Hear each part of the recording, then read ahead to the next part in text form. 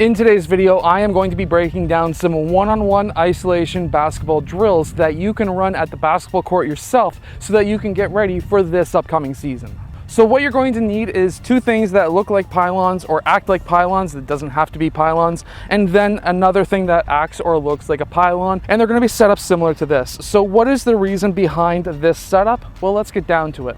So the first drill that we're going to do is very simple. We're going to spin the ball to ourselves. We're going to jab towards that right side. We're going to bring the same leg back around. We're going to touch that pylon dribble at the exact same time. That one dribble is going to land with 2 feet, and we're going to then take that shot.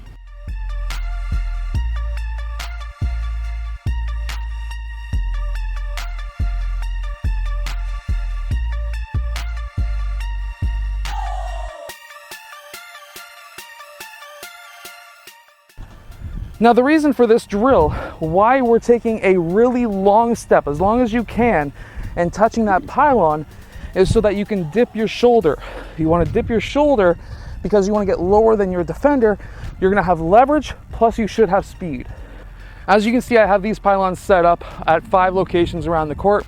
You can do this at 5 locations, 7, or you can move one single one around. It doesn't really matter. Now this next drill is again using these 2 pylons. We're gonna spin the ball to ourselves. We're gonna pound that ball.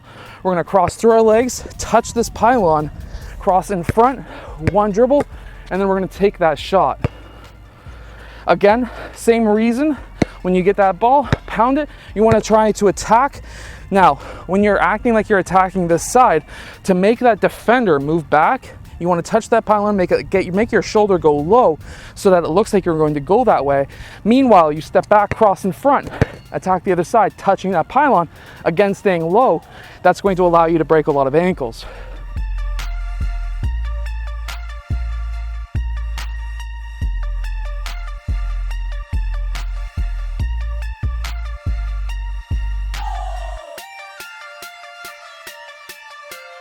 And remember, whatever you do on one side, you also want to do on the other side as well. Now this next drill or this next move that we're going to do is, again, we're going to spin that ball to ourselves.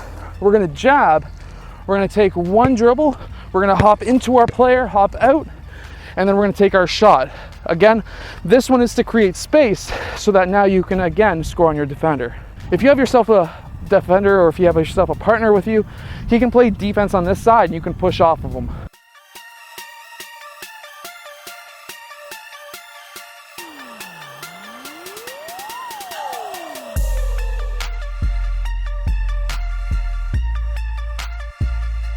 You can also do different types of crossovers here as well. You don't have to necessarily go through your legs, touch, and then back around.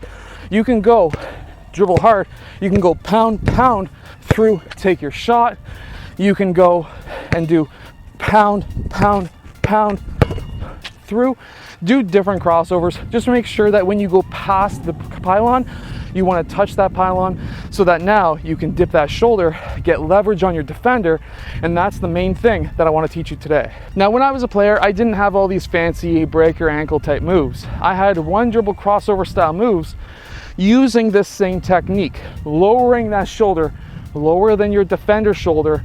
The reason for that is I seen a Michael Jordan video a very long time ago when I was a little kid, and he said to drop your shoulder lower than your defenders, and that's going to give you the ability to be faster. Well, it's not just faster, it also gives you leverage, especially if you're a little bit bigger of a player. So if you have size on your defender, then get lower, use that leverage. Even if you're going to go and attack, you can, even if you've got the flexibility to touch that ground when you're attacking, that's going to really make it extremely hard for that defender to poke that ball from you or even to stay up and keep up with you.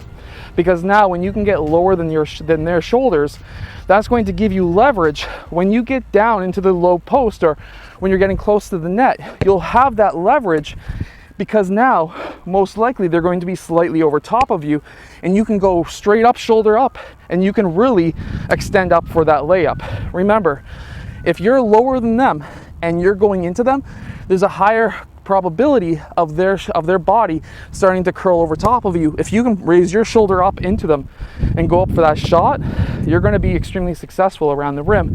And that's what allowed me to score on so many different guards when I got into that older level. And when I got down to the D-League training camps, basically it was the same thing. You have super fast, shorter guards who are a lot faster than me.